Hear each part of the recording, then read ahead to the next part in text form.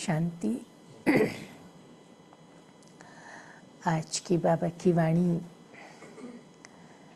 विशेष रूप में बाबा ने आज हमारी अचल अडोल एकरस स्थिति कैसे रहे उस पर बाबा ने हमें अंडरलाइन कराया है। बाबा कहते ये अंतिम समय चल रहा है तो अनेक प्रकार के पेपर हलचल के रूप में हमारे सामने आ सकते हैं।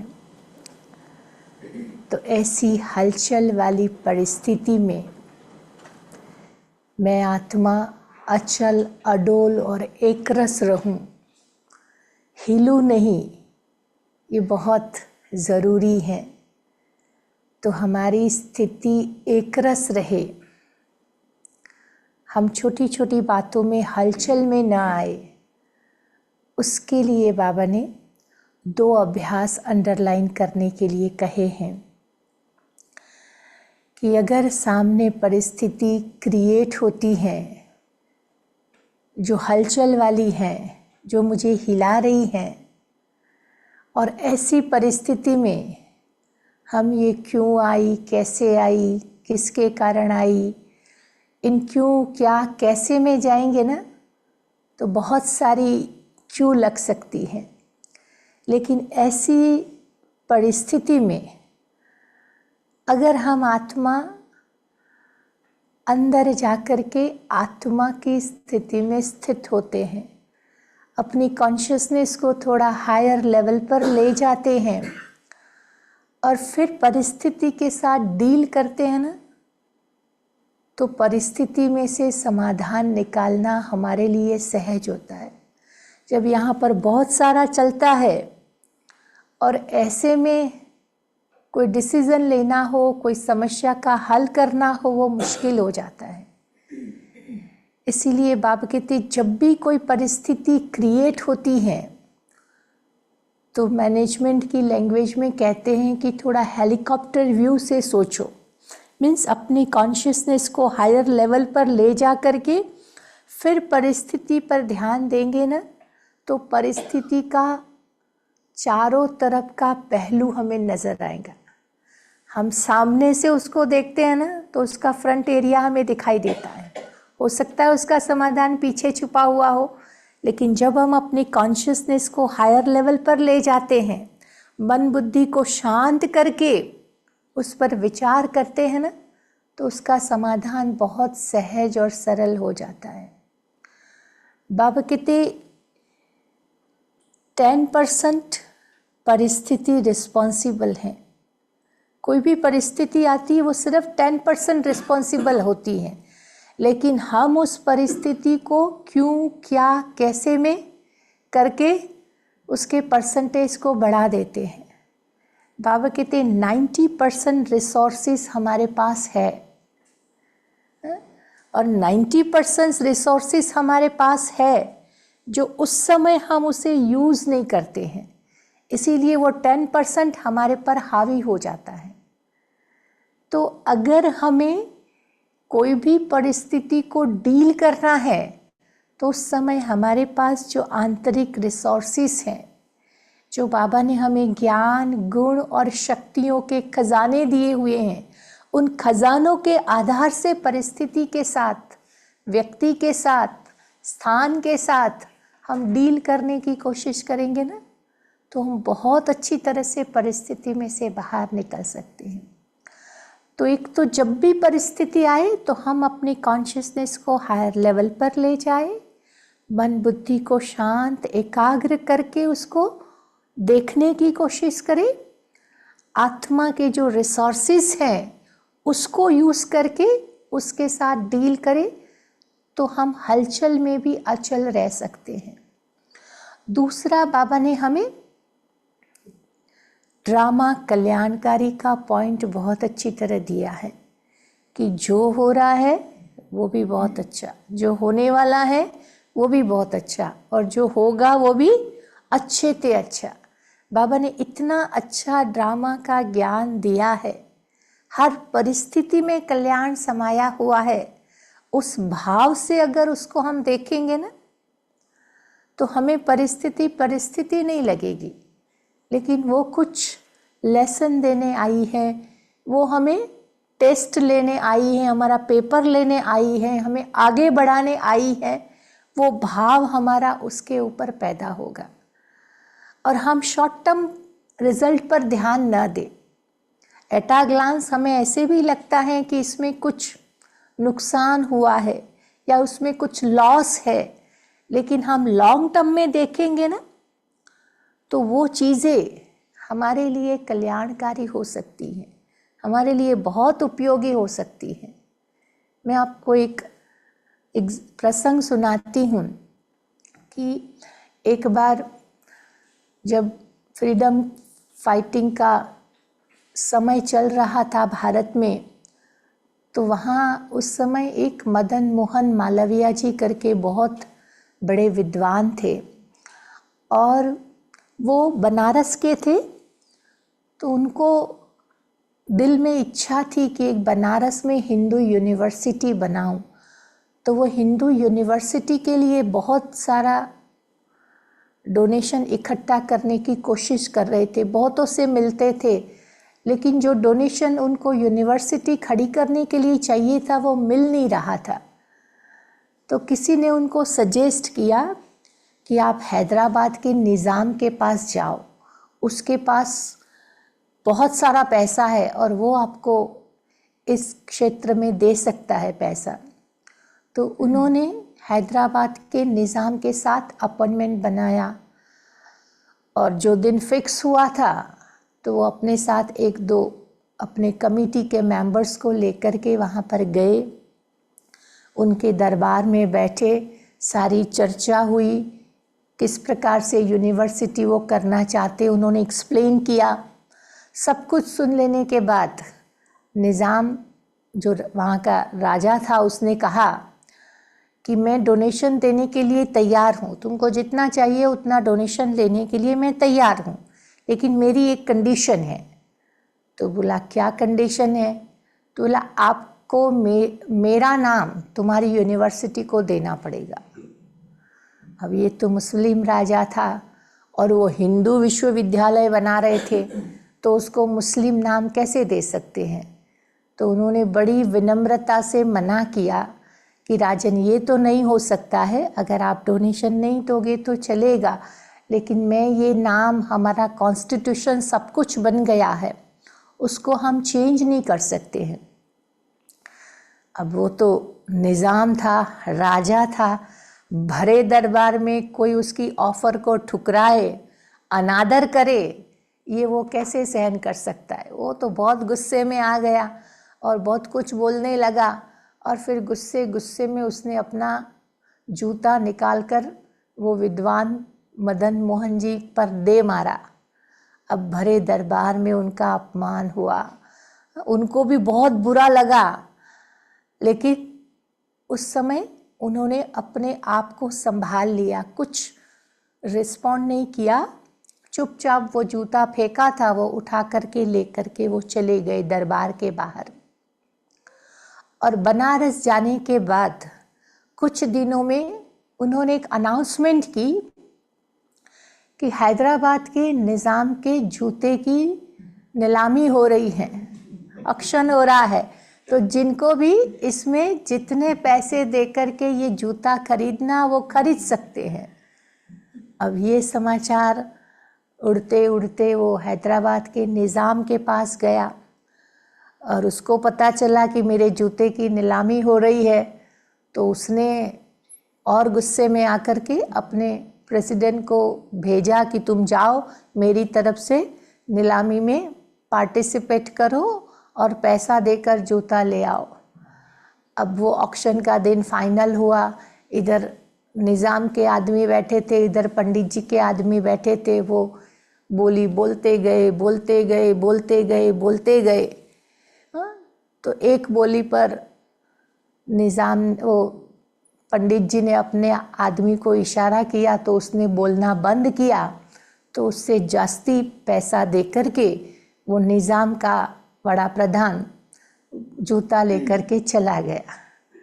आप इमेजिन नहीं कर सकते हैं कि जितनी रकम उन्होंने डोनेशन में मांगी थी, उसकी 3 गुना रकम उनको उस ऑक्शन से मिली। तो कहने का भाव ये है कि एट अ ग्लांस जब जूता मारा था तब तो अच्छा नहीं लगा था, बहुत बुरा फील हुआ था, उसमें अकल्याण दिखाई देता था। लेकिन जब उसी ऑक्शन से इतना पैसा मिला तब हमें लगता है कि हर बात में कल्याण समाया हुआ है।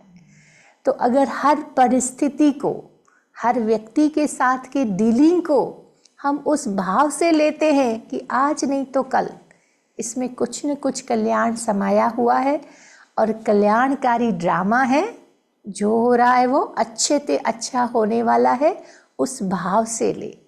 हम त्रिकालदर्शी की स्टेज पर स्थित होकर के हर परिस्थिति को देखने का अभ्यास करें तो हम अचल अडोल एकरस रह सकते हैं।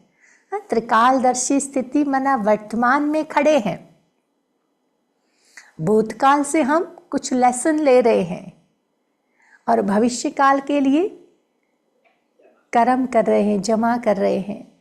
तो वर्तमान में खड़े हैं, भूतकाल का आधार लिया है कि भाई भूतकाल में हमारे से ऐसे ऐसे गलती हुई है, अब वर्तमान में हमें उस पर ध्यान देना है, वर्तमान में हमें उस पर सुधार करना है, तो भविष्य तो हमारा उज्जवल बनेगा ही बनेगा। व्यक्तियों से हम डील करते हैं ना, अब पता है कि ये आत्मा को ये शब्द कहेंगे तो वो गुस्सा करेंगी, पता है उस आत्मा का संस्कार, तो हम उस आत्मा से भूतकाल से लेसन लिया कि भाई इस आत्मा का संस्कार ऐसा है, तो मुझे वर्तमान में उसके साथ कैसे बात करनी है। और जब हम वर्तमान में उसके साथ ठीक से बात करेंगे तो भविष्य तो हमारा आपसी संबंध अच्छे बनने ही वाले हैं। तो बाबा कहते इस त्रिकालदर्शी की स्टेज में स्थित होते हुए अगर हम हर कर्म को करते हैं ना, तो हमारी स्थिति एकरस रहती है, हम कभी डिस्टर्ब नहीं होंगे, अचल अडोल एकरस होकर के हर कार्य में हम सफल हो सकते हैं। तो आज बाबा ने अचल अडोल स्थिति पर विशेष ध्यान दिलवाया है। तो आज की बाबा की मुरली सुनते हैं। 21/9/2024 के साकार बाबा के महावाक्य हैं। सार रूप में बाबा कह रहे हैं, मीठे बच्चे, बाप कल्प कल्प आकर तुम बच्चों को अपना परिचय देते हैं। बाप कल्प कल्प आकर तुम बच्चों को अपना परिचय देते हैं, तुम्हें भी सबको बाप का यथार्थ परिचय देना है। बाबा कहते मैं आपको देता हूँ, आपका कर्तव्य है अन्य आत्माओं को भी बाप का परिचय देना है, ताकि अंत में कोई उलाना न दे जाए कि आपको भगवान मिला, आपको भगवान का परिचय मिला और आपने हमें बताया तक नहीं। बाबा कहते ये हमारा कर्तव्य है कि कोई भी आत्मा वंचित न रह जाए, उसको एक बार बाबा के घर का रास्ता दिखा जाए, फिर वो चले न चले उसकी मर्जी, लेकिन उलाना हमें वो अंत में ना दे, उसके लिए हमें ये परिचय देने का काम अवश्य करना है। फिर बाबा प्रश्न पूछ रहे हैं, बच्चों के किस प्रश्न को सुनकर बाप भी वंडर खाते हैं। बच्चों के किस प्रश्न को सुनकर बाप भी वंडर खाते हैं। तो बाबा जवाब दे रहे हैं कि बच्चे कहते हैं बाबा आपका परिचय देना मुश्किल है। कहते हैं बाप और फिर कहते हैं आपका परिचय देना मुश्किल है, हम आपका परिचय कैसे दें। यह प्रश्न सुनकर बाप को भी वंडर लगता है। जब तुम्हें बाप ने अपना परिचय दिया है ना, तुम्हें बाप ने अपना परिचय दिया है तो तुम दूसरों को दे सकते हो, इसमें मुश्किलात की कोई बात नहीं है, यह तो बहुत सहज है। हम सब आत्माएं निराकार है तो ज़रूर उसका बाप भी निराकार होगा। आत्मा ही निराकार है तो बाप भी उनका निराकार होगा। ओम शांति। मीठे मीठे रूहानी बच्चे समझते हैं कि बेहद के बाप के पास हम बैठे हैं। यह भी जानते हैं कि बेहद का बाप इस रथ पर ही आते हैं। जब बाप दादा कहते हैं तो यह जानते हैं कि शिव बाबा है और वो इस रथ पर बैठा है, ब्रह्मा के रथ पर सवार है। वो अपना परिचय दे रहे हैं। बच्चे जानते हैं कि वो बाबा है। बाबा मत देते हैं कि रूहानी बाप को याद करो तो तुम्हारे पाप भस्म हो जाएंगे। बाबा ये श्रीमत देते हैं कि जब तक मुझे याद नहीं करोगे तुम्हारे पाप भस्म नहीं होंगे, जिसको फिर योग अग्नि भी कहते हैं।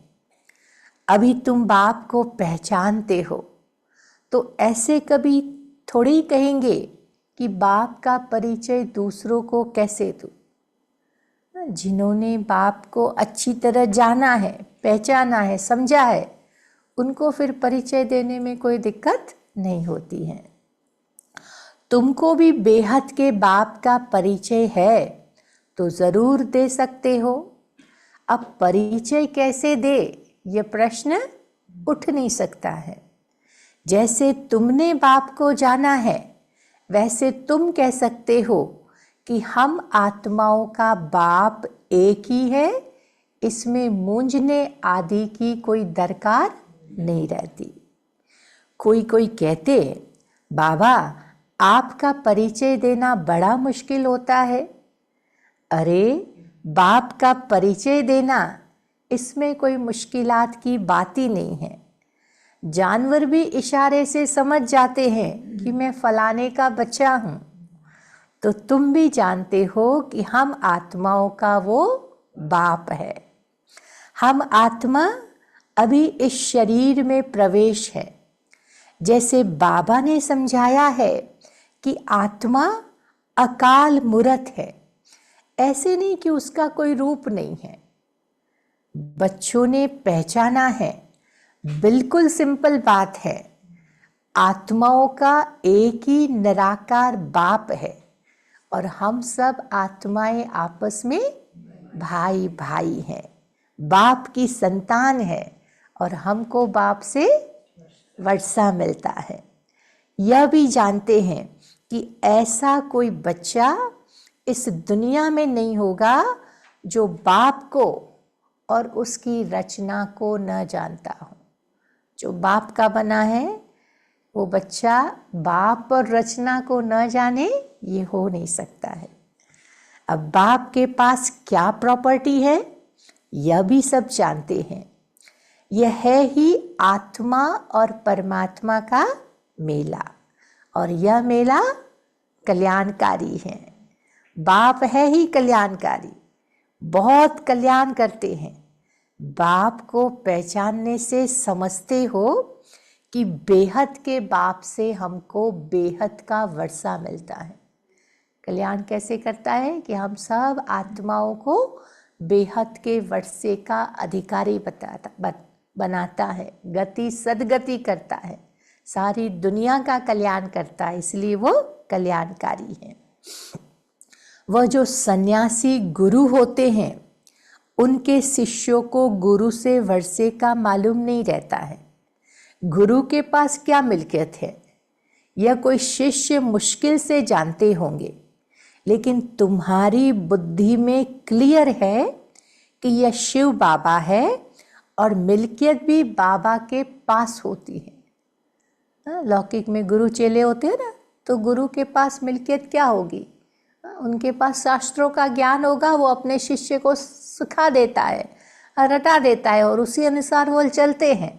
लेकिन बाबा कहते यहाँ हमें पता है कि हमारा बाप कौन है, कैसा है और उसके पास किस प्रकार की प्रॉपर्टी है और हम उसके मालिक कैसे बन सकते हैं। बच्चे जानते हैं कि बेहद के बाप के पास मिल्कियत है विश्व की, स्वर्ग की बादशाही। यह बातें सिवाय बच्चों के और कोई की बुद्धि में नहीं आती हैं। लौकिक बाप के पास क्या मिल्कियत है वह उनके बच्चे ही जानते हैं। तो अभी तुम कहेंगे कि हम जीते जी पारलौकिक बाप के बने हैं और उनसे हमें क्या मिलता है वो भी हम जानते हैं। हम पहले शूद्र कुल में थे, अभी ब्राह्मण कुल में आ गए हैं। तो यह नॉलेज है कि बाबा इस ब्रह्मा तन में आते हैं और इनको प्रजापिता ब्रह्मा कहा जाता है। वह तो है सब आत्माओं का फादर, माना शिव बाबा है सब आत्माओं का फादर, और इनको कहेंगे great great grand father Brahma Baba को। अब हम बच्चे इनके बने हैं। अब शिव बाबा के लिए कहते हैं कि वो हाजिरा हाजुर है, जानी जाननहार है। यह भी तुम समझते हो कि वह कैसे रचना के आदि मध्य और अंत की नॉलेज देते हैं। वह सब आत्माओं का बाप है। उनको फिर नाम रूप से न्यारा कहना ये बिल्कुल झूठ है। बाबा कहते वो ही आकर के हमें आदि मध्य अंत की नॉलेज देता है। वही बाबा कहते जानी जाननहार है, हर एक को जानता है। और ऐसे के लिए फिर कह दो कि उसका कोई नाम नहीं है, उसका कोई रूप नहीं है, तो बाबा कहते ये हो नहीं सकता, ये झूठ है। उनका नाम भी है, रूप भी है, और वो भी तुम्हें याद है। उनके लिए रात्रि भी मनाते हैं। जयंती तो मनुष्यों की होती है, शिव बाबा की रात्रि कहेंगे। शिव बाबा के अवतरण का समय शिवरात्रि कहा जाता है ना। तो बाबा कहते वो रात्रि है, लेकिन वो रात्रि दिवस रात वाली रात्रि नहीं है। बाबा कहते कलयुगी घोर अंधकार वाली रात्रि में शिव बाबा आकर के हमें रोशनी देते हैं, रोशनी में ले जाते हैं। अब बच्चे समझते हैं कि रात्रि किसको कहा जाता है। रात में घोर अंधियारा हो जाता है, अज्ञान अंधियारा है ना, तभी तो कहते हैं ज्ञान सूर्य प्रगटा, अज्ञान अंधेर विनाश। अभी भी गाते हैं परंतु अर्थ कुछ भी समझते नहीं है। सूर्य कौन है, कब प्रगटा, कुछ नहीं समझते हैं। बाप समझाते हैं कि ज्ञान सूर्य को ज्ञान सागर भी कहा जाता है। अब बेहद का बाप ज्ञान का सागर है। सन्यासी, गुरु, गोसाई आदि अपने को शास्त्रों की अथॉरिटी समझते हैं। वह सब है भक्ति। बहुत वेद शास्त्र पढ़कर विद्वान होते हैं तो बाप फिर रूहानी बच्चों को बैठकर समझाते हैं कि इनको ही कहा जाता है आत्मा और परमात्मा का मेला। तुम समझते हो कि बाप इस रथ में आए हुए हैं। इस मिलन को मेला भी कहते हैं। जब हम घर जाते हैं ना तो वो भी मेला है। वहाँ भी फिर सारी आत्माएं बाप के साथ मिलन बनाती हैं। यहाँ बाप खुद बैठकर पढ़ाता है।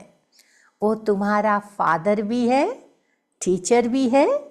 तो ये एक ही पॉइंट अच्छी रीति धारण करो, भूलो मत। अब बाप तो है निराकार, उनको अपना शरीर है नहीं, तो ज़रूर उनको लोन लेना पड़े। वो खुद कहते हैं कि मैं प्रकृति का आधार लेता हूँ, नहीं तो बोलूँ कैसे। निराकार है ना, तो बोले कैसे। शरीर बिगड़ तो बोलना नहीं होता है। तो बाप फिर इस तन में आते हैं और इनका नाम रखा है ब्रह्मा। अब हम शूद्र से ब्राह्मण बने तो नाम भी बदलना चाहिए ना।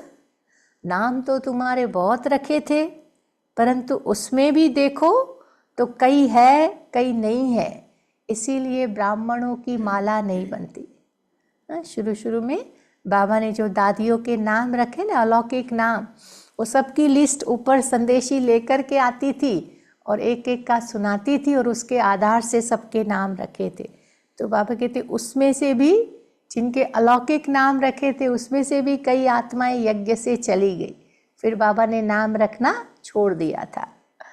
तो बाबा कहती ब्राह्मणों की माला इसलिए नहीं बनती है कि एक रस नहीं रहते, कभी है कभी भागंती हो जाते हैं।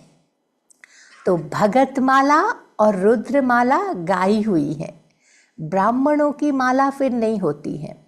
विष्णु की माला तो चली आई है, विष्णु की डायनेस्टी तो चलती आई है। बाबा कहते वो एक रस है, ब्राह्मणों की नहीं बनती है। भक्ति की रुद्र माला भी फिर भी बनी हुई है उनकी, लेकिन ब्राह्मणों की नहीं बनती है। सूक्ष्म वतन में विष्णु को फिर 4 भुजा वाला दिखाया है, 2 भुजा लक्ष्मी की, 2 भुजा नारायण की। अब बाप समझाते हैं कि मैं धोबी भी हूँ। बाबा कहते मैं धोबी भी हूँ, मैं योग बल से तुम आत्माओं को शुद्ध बनाता हूँ, फिर भी तुम विकार में जाकर के अपना श्रृंगार गंवा देते हो। कितनी अच्छी तरह धुलाई करता हूँ, फिर भी बाबा कहते तुम अपने श्रृंगार को बिगाड़ देते हो। बाप आते हैं सबको शुद्ध बनाने, आत्माओं को आकर सिखलाते हैं। अब सिखलाने वाला भी ज़रूर यहाँ चाहिए ना। पुकारते भी हैं कि आकर के पावन बनाओ। कपड़ा भी मैला होता है तो उनको धोकर शुद्ध बनाया जाता है। तो तुम भी पुकारते हो ना कि हे पतित पावन बाबा, आकर के हमें पावन बनाओ। अब आत्मा पावन बने तो शरीर भी फिर पावन मिलेंगे। तो पहली पहली मूल बात है, फिर बाबा अपनी लहर में आ जाते हैं। पहली पहली मूल बात है बाप का परिचय देना। बाप का परिचय कैसे दे, यह प्रश्न पूछ नहीं सकते हैं। तुमको भी तो बाप ने परिचय दिया है, तभी तो तुम यहाँ आए हो। बाप के पास आते हो तो बाप कहाँ है? इस रथ में। यह है अकाल तख्त, तुम आत्मा भी अकाल मूर्त हो। यह सब तुम्हारे तख्त है जिस पर तुम आत्माएं विराजमान हो। वह तो अकाल तख्त जड़ हो गया ना। तुम जानते हो कि मैं अकाल मूर्त अर्थात निराकार, जिसका साकार रूप नहीं है। वो सिखों के गुरुद्वारा होते हैं ना, वहाँ वो अकाल तख्त होता है, वो जड़ है। बाबा कहते वास्तव में हमारा अकाल तख्त ये है जहाँ पर बैठ कर के आत्मा निवास करती है। तो बाबा कहते तुम जानते हो कि मैं अकाल मूर्त अर्थात निराकार हूँ, जिसका साकार रूप नहीं है। मैं आत्मा अविनाशी हूँ, कब इसका भी विनाश हो न सके। एक शरीर छोड़ करके दूसरा लेता हूँ। मुझ आत्मा का पाठ भी अविनाशी नोंदा हुआ है। आज से 5000 वर्ष पहले भी हमारा ऐसे ही पाठ शुरू हुआ था। बाबा कहते आत्मा शक्ति है, एनर्जी है, वो मरती नहीं है, नाश नहीं होती है। रूप परिवर्तित जरूर करती है, लेकिन वो कभी विनाश को प्राप्त नहीं करती है। तो जैसे आत्मा अविनाशी है, ऐसे आत्मा का पिता परमात्मा भी अविनाशी है।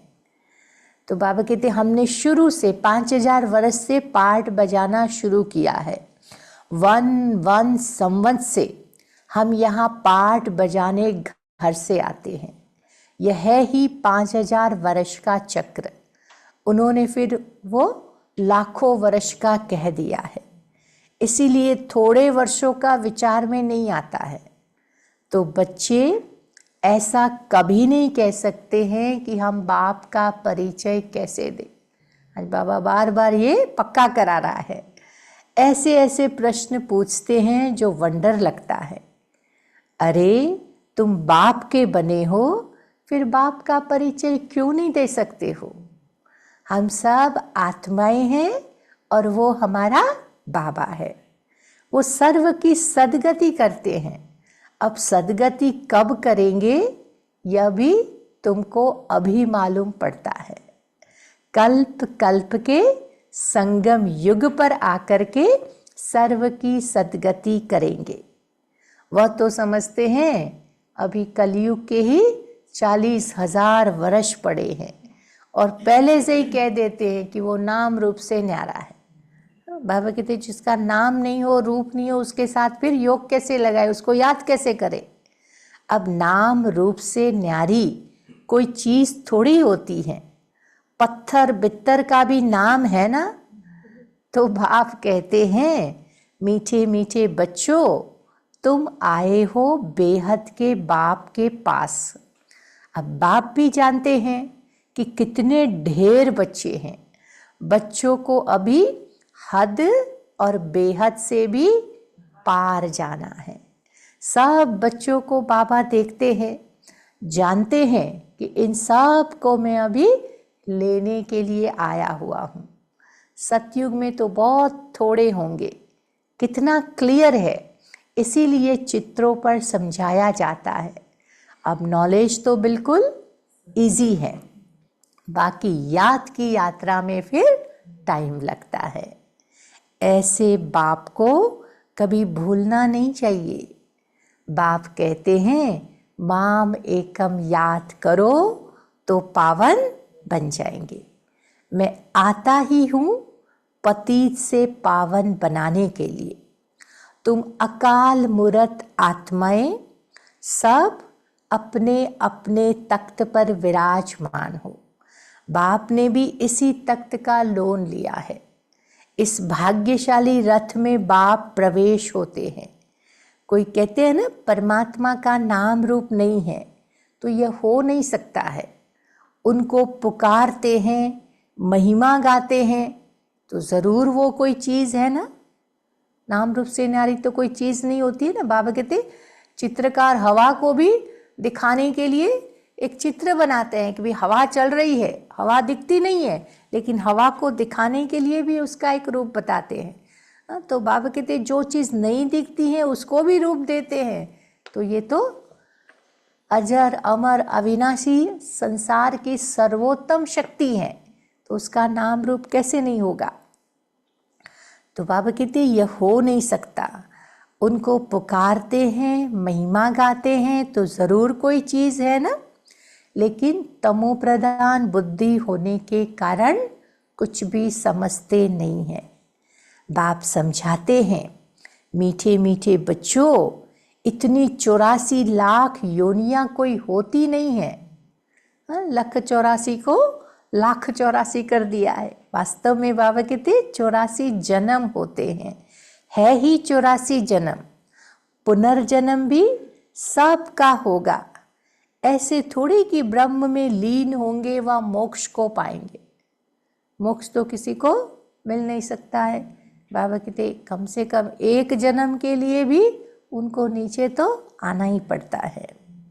तो ये बना बनाया ड्रामा है, एक भी कम जास्ती नहीं हो सकता है।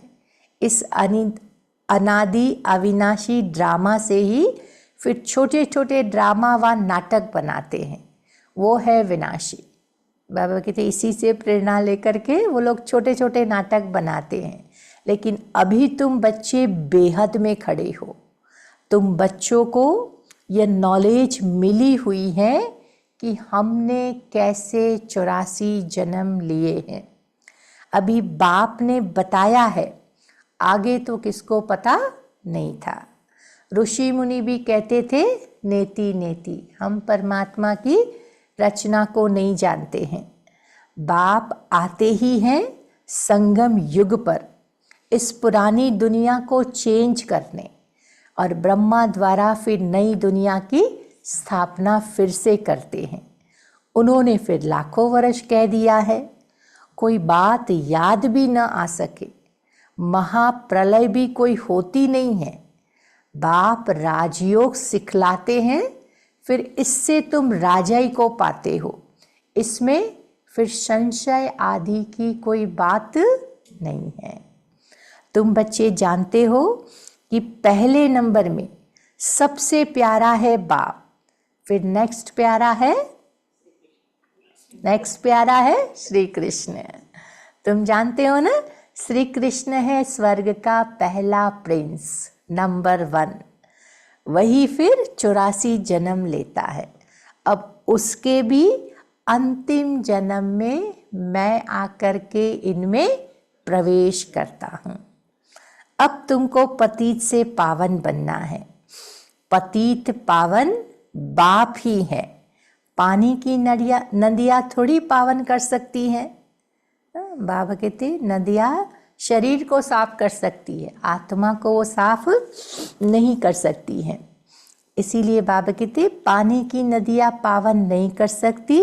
यह नदियाँ तो सतयुग में भी होती हैं, वहाँ तो पानी भी बहुत शुद्ध रहता है, किचड़ा आदि कुछ भी नहीं रहता है।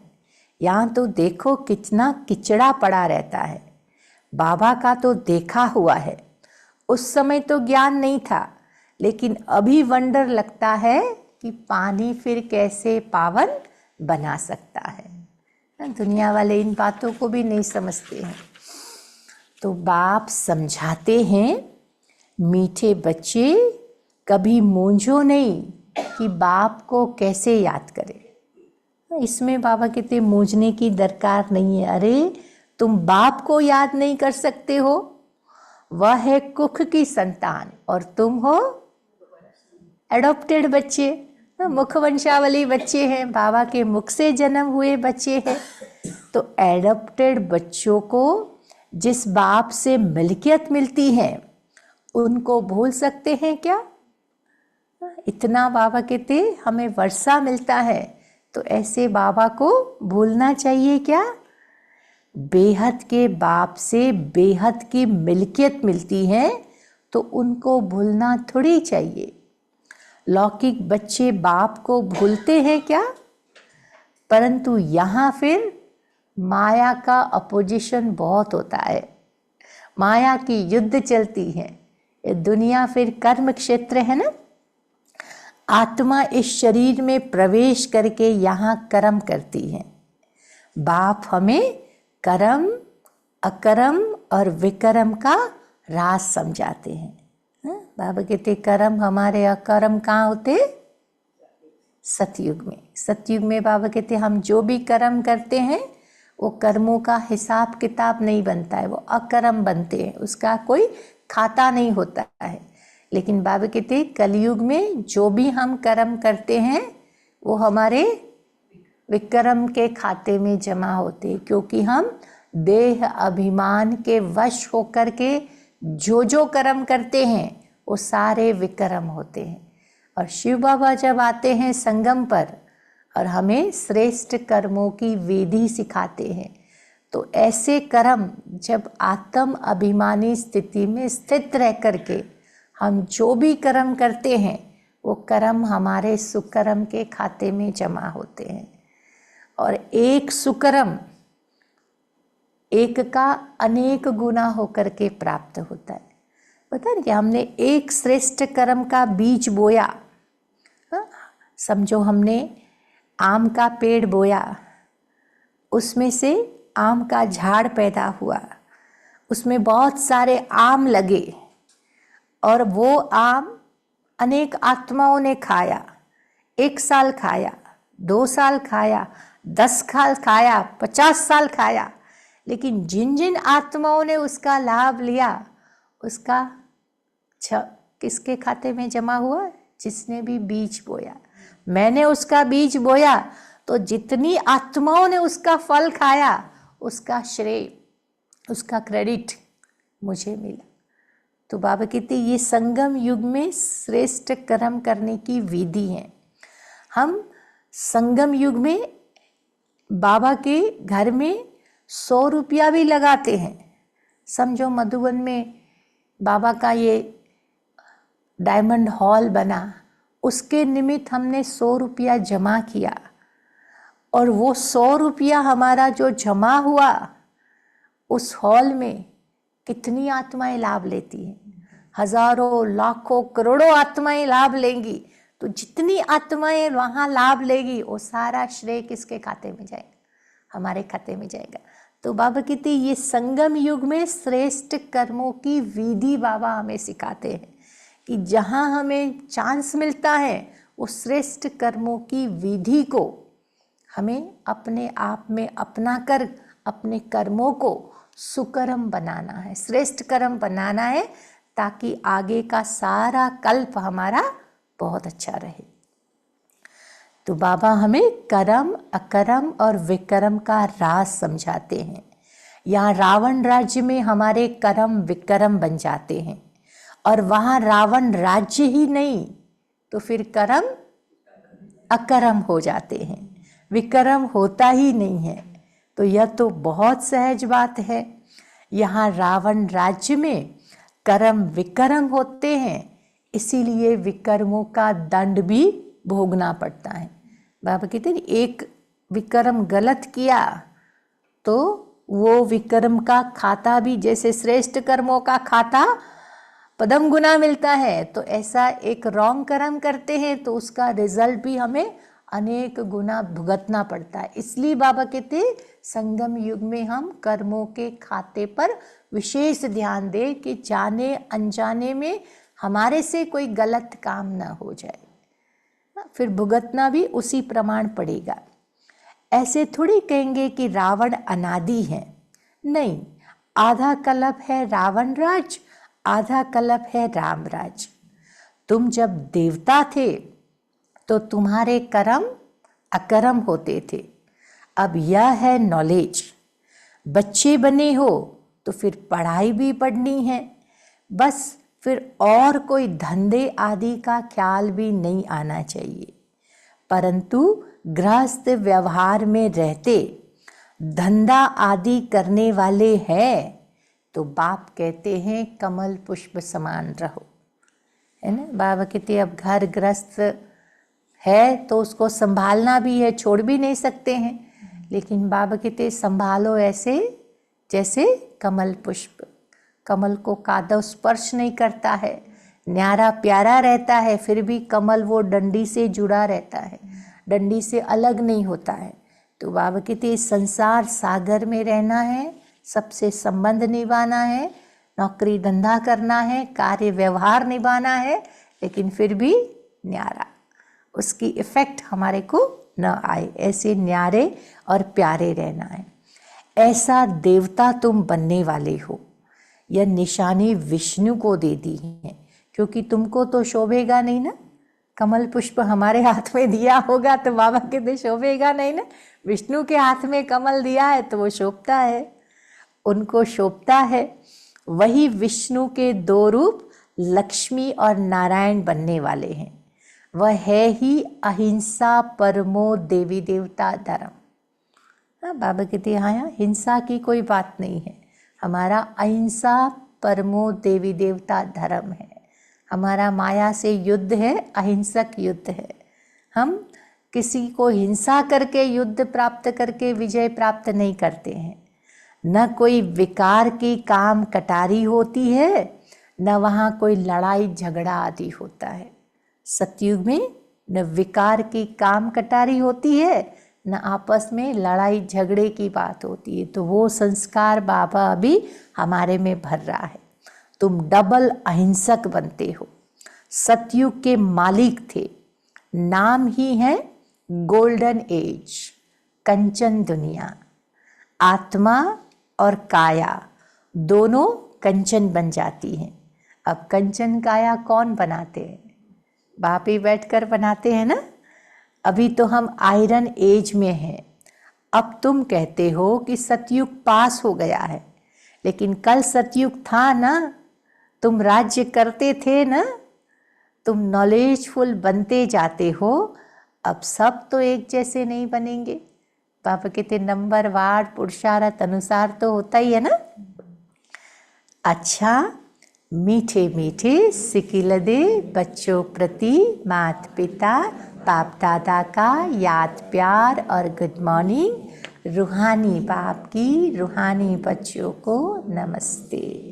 हम रूहानी बच्चों की रूहानी बाप दादा को याद प्यार गुड मॉर्निंग और नमस्ते नमस्ते। फिर धारणा के लिए मुख्य सार है, बाबा आज स्मृति पक्का करा रहे हैं कि मैं आत्मा अकाल तख्त नशीन हूँ। आत्मा की स्मृति, मैं आत्मा अकाल तख्त नशीन हूँ, इस स्मृति में रहना है। हद और बेहद से पार जाना है, इसीलिए हदों में बुद्धि नहीं फंसानी है। हद और बेहद से पार जाना है, इसीलिए हदों में बुद्धि नहीं फंसानी है।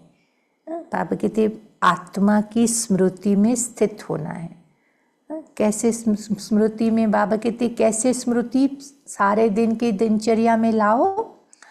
जैसे फॉर एग्जाम्पल कोई डॉक्टर होता है, संडे का दिन होता है, तो घर का सारा काम भी करता है, बच्चों से बातचीत करता है, खेलता है, गार्डनिंग भी करता है। संडे सैटरडे उसकी छुट्टी है, तो वो अपने को डॉक्टर नहीं समझता है, घर का फैमिली मेंबर समझता है। लेकिन नेक्स्ट डे जब मंडे को वो हॉस्पिटल जाने के लिए रेडी होता है, तो जैसे ही वो हॉस्पिटल जाने के लिए रेडी होता है तो उसको स्मृति में आ जाता है कि मैं डॉक्टर हूँ। जैसे ही वो डॉक्टर अपने को याद करता है, उसको पेशेंट याद आते हैं, दवाइयाँ याद आती हैं, हॉस्पिटल याद आती है, हॉस्पिटल की सारी एक्टिविटीज़ उसकी बुद्धि में आ जाती है। उसको मेहनत नहीं करनी पड़ती, वो ऑटोमेटिक जैसी स्मृति वैसी सारी चीज़ें बुद्धि में आ जाती हैं।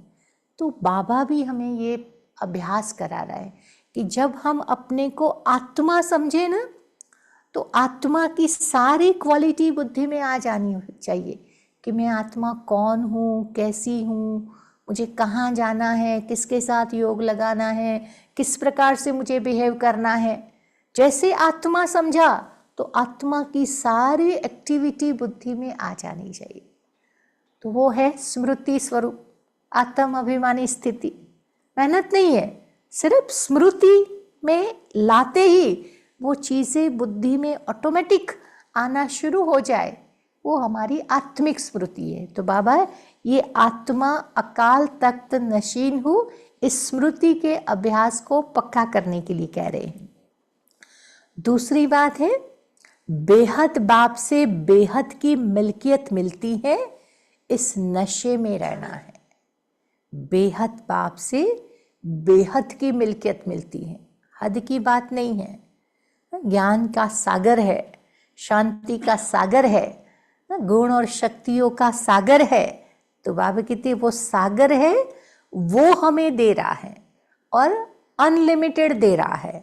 तो इस नशे में रहना है। कर्म, अकर्म और विकर्म की गति को जान करके विकर्मों से बचना है। जितना जितना आत्म अभिमानी स्थिति का अभ्यास पक्का होता जाएगा, हमारे से विकर्म से हम अपने आप को बचाते रहेंगे। पढ़ाई के समय धंधे आदि से बुद्धि निकाल लेनी है। बाबा कहते पढ़ाई के समय पढ़ाई, धंधे के समय धंधा। ऐसा नहीं कि धंधे में ऐसे मस्त हो जाए कि बाबा पढ़ाई सब कुछ भूल जाए, और पढ़ाई में हम ऐसे फिक्स हो जाए कि काम धंधा भूल जाए। ये नहीं, बाबा कहते बैलेंस। बाबा हमारी पर्सनालिटी को बैलेंसिंग पर्सनालिटी बताते, हर बात में संतुलन सिखाते हैं। तो वो बैलेंस होना चाहिए कि पढ़ाई के समय धंधे आदि से बुद्धि निकाल लेनी है। फिर बाबा का वरदान है, श्रीमत की लगाम को टाइट कर मन को वश करने वाले बालक सो मालिक भव। श्रीमत की लगाम को टाइट कर मन को वश करने वाले बालक सो मालिक भव। दुनिया वाले कहते हैं मन घोड़ा है जो बहुत तेज भागता है, लेकिन आपका मन इधर उधर भाग नहीं सकता, क्योंकि श्रीमत की लगाम मजबूत है। जब मन बुद्धि साइड सीन को देखने में लग जाती है ना, तो लगाम ढीला होने से मन चंचल हो जाता है। इसीलिए जब भी कोई बात हो, मन चंचल हो, तो श्रीमत का लगाम टाइट करो, तो मंजिल पर पहुंच जाएंगे। बालक सो मालिक हूं, इस स्मृति से अधिकारी बन मन को अपने वश में रखो। मैं बालक सो मालिक, स्वराज अधिकारी आत्मा हूं, ऐसे समझते हुए मन को वश में रखो। फिर बाबा का स्लोगन है, सदा निश्चय हो कि जो हो रहा है वो भी अच्छा, जो होने वाला है वो और भी अच्छा, और जो होगा वो और भी अच्छे से अच्छा होगा, तो अचल अडोल रहेंगे, डिस्टर्ब नहीं होंगे। ओम शांति। फिर आज का हमारा अव्यक्त इशारा है 22 तारीख का। जब तक किसी में अंश मात्र भी कोई रस दिखाई देता है, असार संसार का अनुभव नहीं होता है, बुद्धि में यह नहीं आता है कि यह सब मरे पड़े हैं, तब तक उनसे कोई प्राप्ति की इच्छा हो सकती है। लेकिन सदा एक के रस में रहने वाले, एक रस स्थिति वाले बन जाते हैं। उन्हें मुर्दों से किसी प्रकार की प्राप्ति की कामना नहीं रह सकती। कोई विनाशी रस उनको अपनी तरफ आकर्षित नहीं कर सकता। बाबा कहते संसार में जो भी हैं हमारे मित्र संबंधी, सगे संबंधी, सब मरे पड़े हैं। बाबा कहते उस भाव से उनको देखो, उनमें से हमें उनसे कोई प्राप्ति की इच्छा नहीं रखनी है। ये हमें पूछे, ये हमें सहयोग दे, ये हमारी मदद करे, वो एक्सपेक्टेशन रखेंगे ना, इच्छाएं रखेंगे ना, और जब इच्छाएं पूरी नहीं होती हैं तो दुखी होते हैं, परेशान होते हैं। इसलिए बाबा कहते किसी से कुछ भी इच्छा नहीं रखो, एक के साथ जुड़े रहो, एक से वो सारे संबंधों का रस प्राप्त करो। और बाबा ने गारंटी की है कि जो मेरे साथ संबंध जोड़ करके रखेगा ना, उनको अंत तक हर प्रकार से मदद का अनुभव मैं कराऊंगा। ये बाबा की गारंटी है। और हमने ऐसे कई परिवार देखे हैं कि अंतिम समय में उनका कोई नहीं होता है, बाबा के घर में रह कर के उन परिवारों की पालना हुई है। अंत समय तक बाबा ने उनका ख्याल रखा है और बाबा के द्वारा उनकी पालना हुई है। तो जिनका बाबा और बाबा की सेवा के साथ दिल का कनेक्शन है, बाबा उनकी जिम्मेवारी ले लेता है। तो बाबा कहते सारे सब मरे पड़े हैं, उनसे हमें कोई प्राप्ति की इच्छा नहीं रखनी है। और जब हम एक रस स्थिति में स्थित होकर एक के साथ संबंध जुटाएंगे ना, तो विनाशी रस फिर हमें अपनी तरफ आकर्षित नहीं करेगा। ओम शांति। आप सबको